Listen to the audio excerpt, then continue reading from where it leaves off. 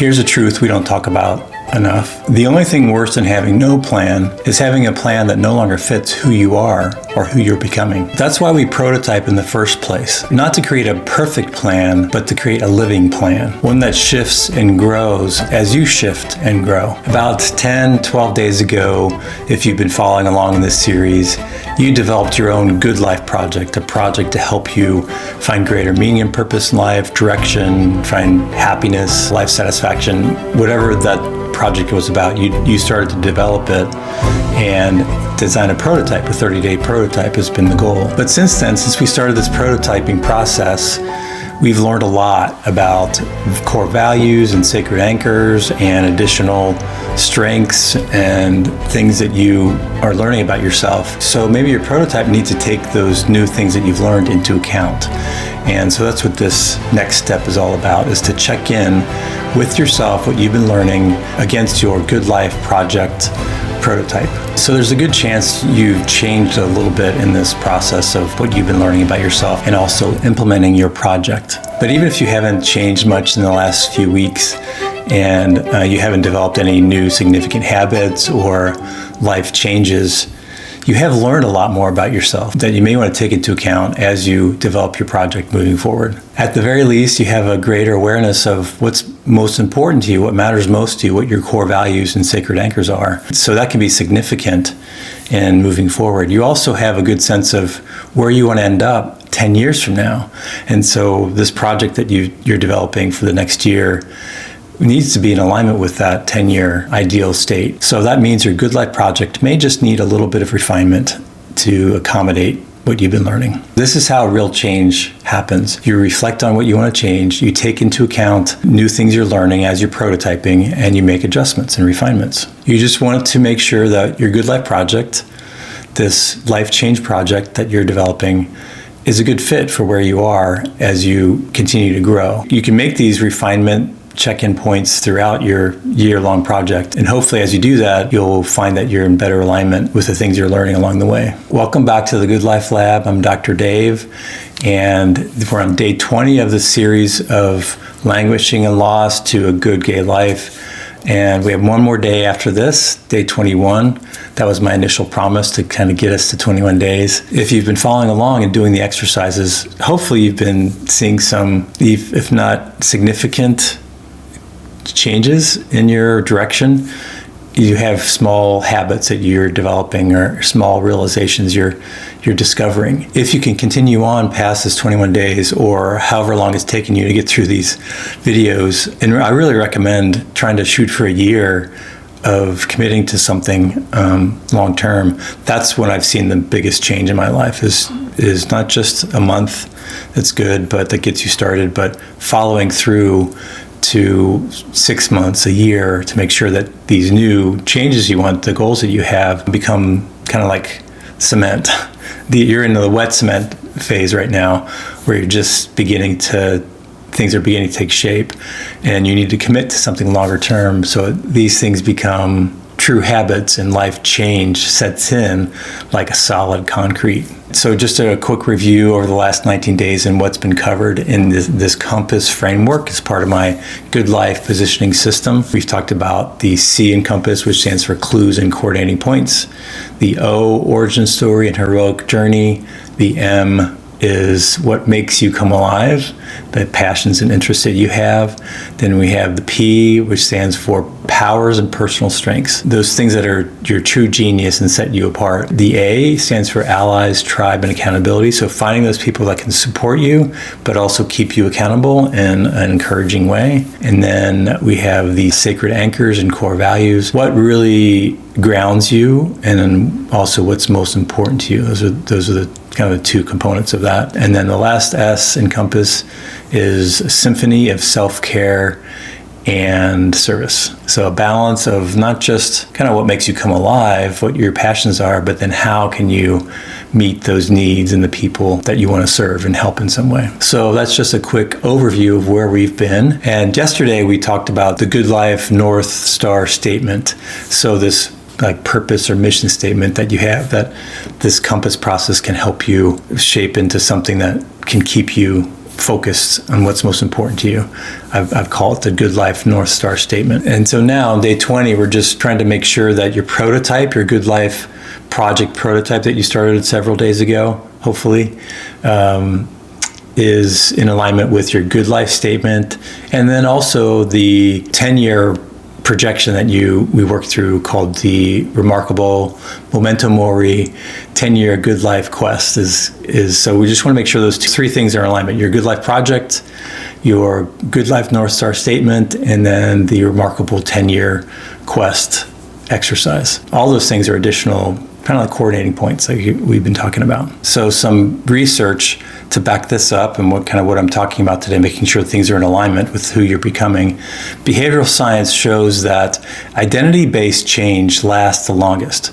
So in other words, if your project doesn't match your identity, who you're becoming, your core values, your sacred anchors, your strengths, your passions, you're more likely to abandon it quicker.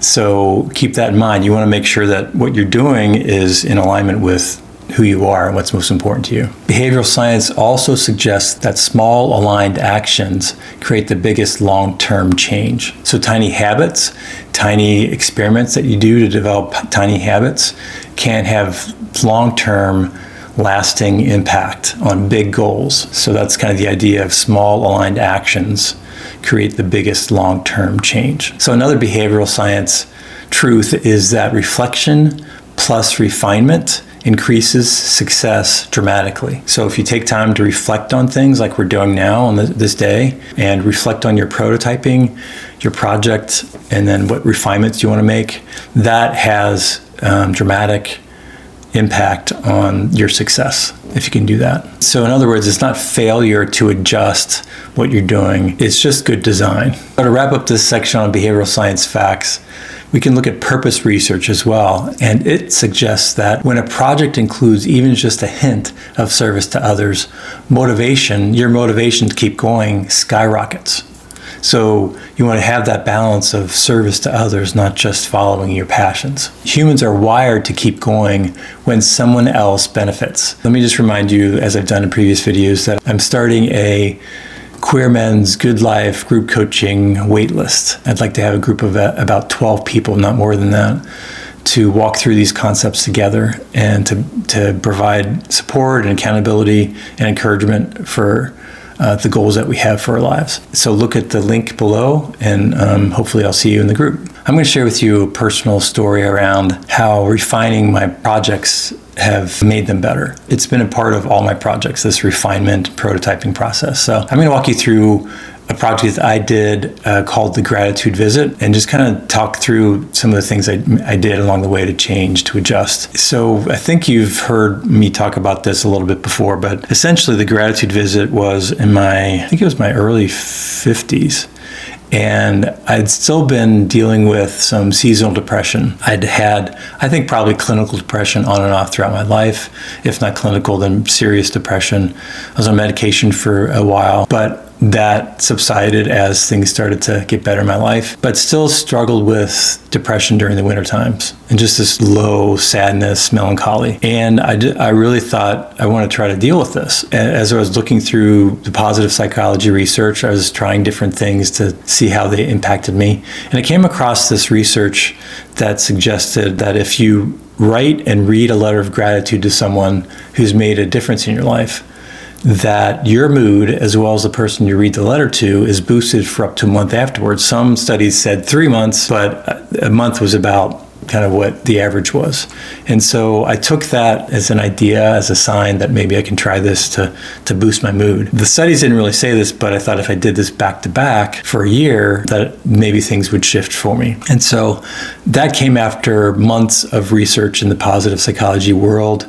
There were a lot of research studies that I looked at about different types of practices that could help me and boost my mood. But this is one I settled on. Then I decided to, in a sense, prototype again another prototyping or refinement process was around how many letters for how long, and I decided, like I said, a year and might be a good time frame to really see this change happen in my life. And then I had to decide who was I going to write these letters to. And that list changed over time based on kind of where I was personally, but people that were available to me, some local, some that I had to travel to. But I narrowed it down to a list of 12 initially, and then I started to reach out to them. The first person I talked to was my mom. We both lived in close by, so I took her out to breakfast at IHOP. I didn't tell her why, so I think she thought this was just a routine breakfast. But then I surprised her, actually framed the letter and read it to her at breakfast. The goal is to just take your time with this and kind of reminisce and let the thoughts linger. And I had done something similar with my mom and my dad prior, like it would have had to have been 20 years prior to this. And at the time, my mom started to acted like she didn't really want to talk about some of the things I was bringing up. I thought she wanted to avoid it because she's maybe started to cry. So I thought that's what would happen this time when I read the letter to her. And I was surprised because she didn't cry, but I did. We definitely had a good experience talking through back and forth about things and memories. And then afterwards, I definitely felt a grounding. I felt, I guess, better, just better emotionally. Felt my mood was boosted a little bit. But that only lasted for like a day or two. And I remember thinking at the time, like, do I really want to do this for another 11 months, knowing that the effects really are just going to last for a day or two? I mean, the goal was to change my outlook on life permanently. Then this is part of the prototyping. I encourage people to do something for a month and then refine it, not to give up, but refine it.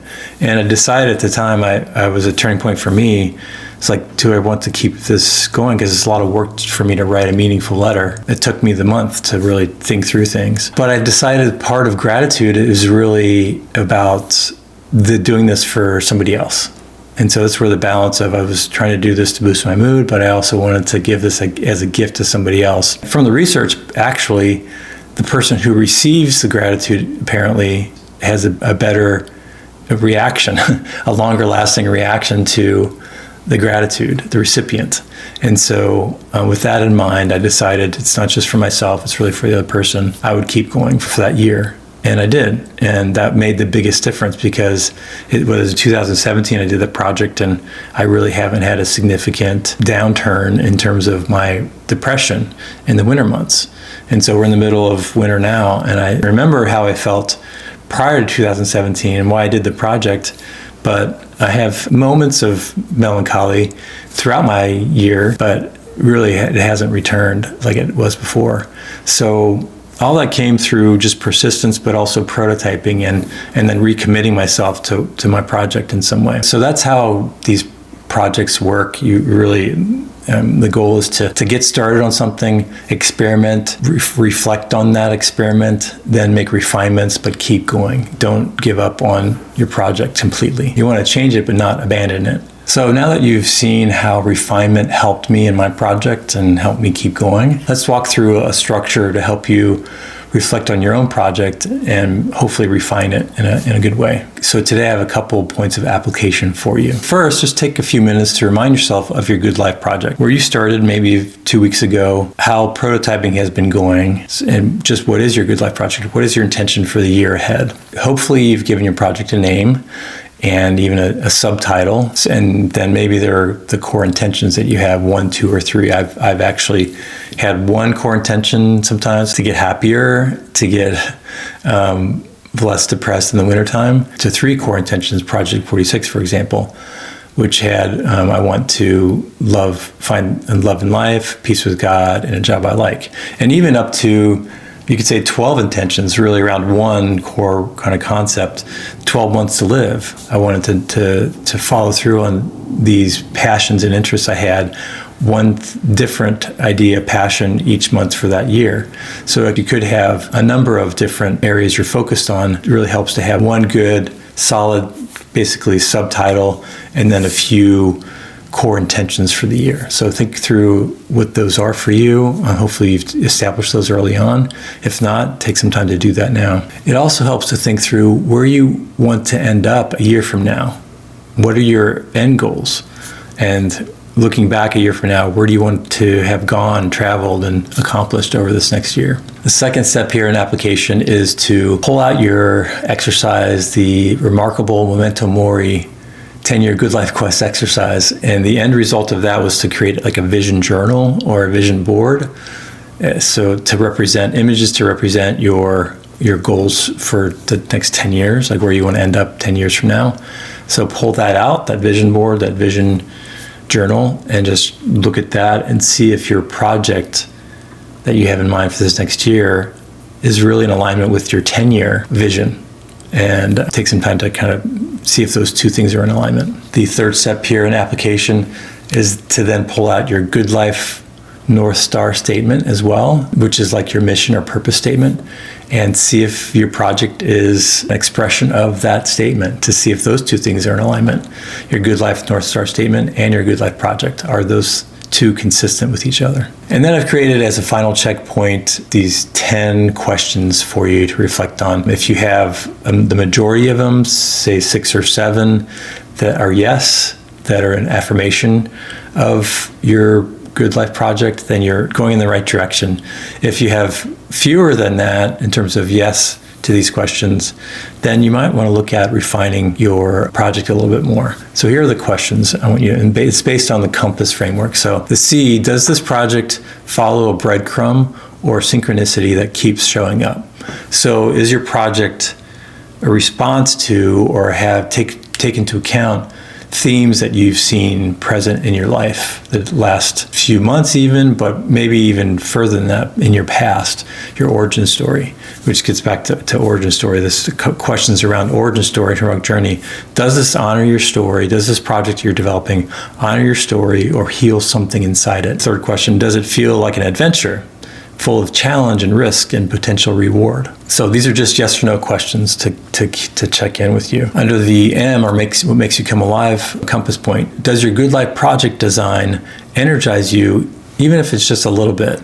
Do you feel energized by your Good Life project design? Under the P, for powers and personal strengths compass point, does it use at least one of your VIA strengths? So you did that test a while ago to help you identify your top strengths. Are you using your top strengths in this project? And the sixth question here is, does the Good Life project you've developed reflect the genius that others see in you in some way? So I mentioned in terms of your powers and personal strengths, if you can identify and then also lean into your strengths in a consistent way, that will not only help you be successful in your project, but also you'll find greater enjoyment in it. So make sure that you're utilizing your strengths in your project in some way. The A, for allies, tribe, and accountability. The seventh question is, does your project include someone who supports, encourages, and or challenges you? Do you have the support system, and have you been intentional about asking them, kind of talking to them about things, but also asking them to support you in this project? In terms of the first S, sacred anchors and core values compass point, the eighth question is, does this project align with your core values that you identified, but then also the sacred anchor points and that you committed to? And the last S, a couple questions under this last S of Symphony of Self-Care and Service, does your Good Life project help someone besides you? And does it contribute, even in a tiny way, to the well-being of others? Again, these are all yes or no questions.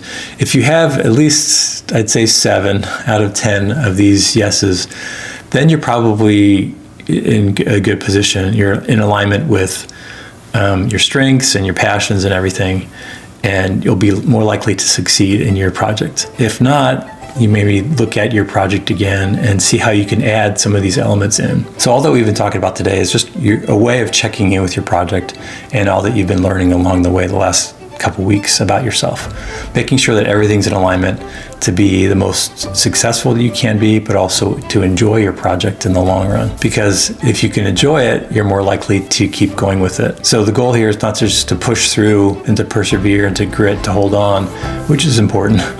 It's also something we just want you to enjoy it along the way. And I'll say again, as we come to the end, if you want to join with other people to walk through these steps of the compass, to hold you accountable, to also to support you in your new life, your new Good Life project, please look at the link below, and I hope to see you in a group coming up. So tomorrow is day 21, the conclusion to this 21-day experiment that we've been kind of on, this journey that we've been on. And it's something a little bit different than what we've been doing. I'm just going to talk through the various projects that I've done and how they've changed me. So I hope to see you then in day 21 for this conclusion, and have a great rest of your day.